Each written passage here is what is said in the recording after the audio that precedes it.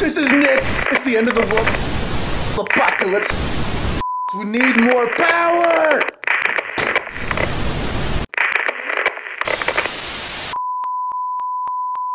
More power.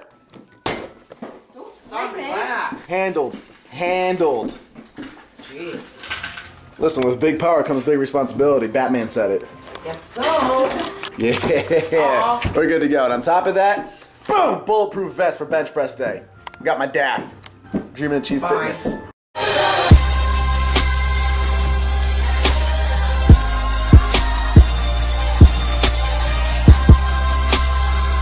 What's up, family? It's Nick Wright here on Nick Wright Bodybuilding. Make sure you subscribe right now. It's all natural, drug-free bodybuilding. We're back in the basement, aka the dungeon, aka the trenches, where it all began. A rare opportunity, so we're not going to waste time talking. We're going to go right to a raw chest workout. We're going to throw on music, crank it up nice and loud, and we're going to get right to it.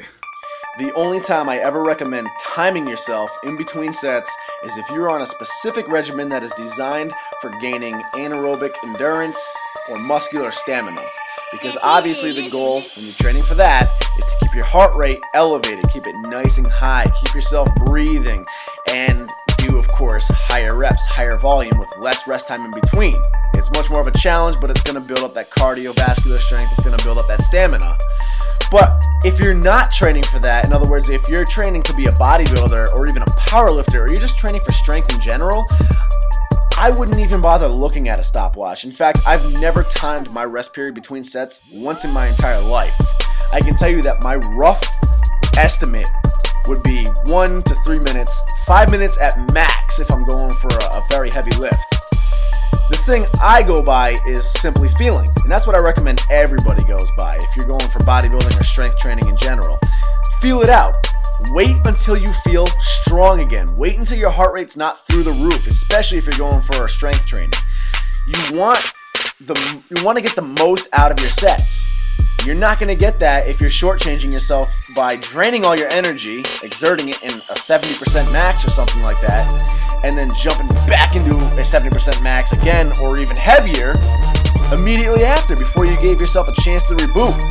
Think of it as like battery life. You use 90% of your battery, you want to wait till it's fully charged again before you take it off the charger and dive back into working.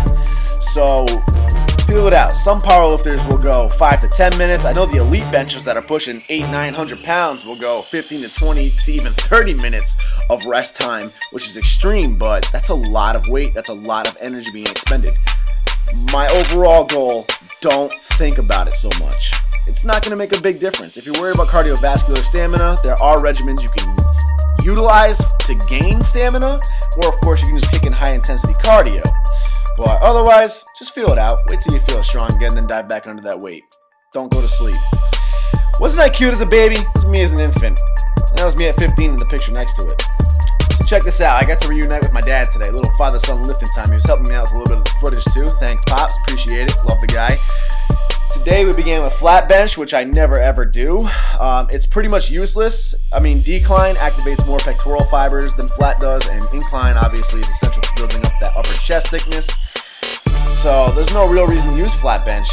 That and flat bench is the most dangerous exercise on your shoulders and even pec tears. So I only used it today because we don't have a decline bench anymore for barbell. We sold it. I just felt like throwing it in there for fun. I never go above 275 on flat bench anymore, if I do flat bench at all.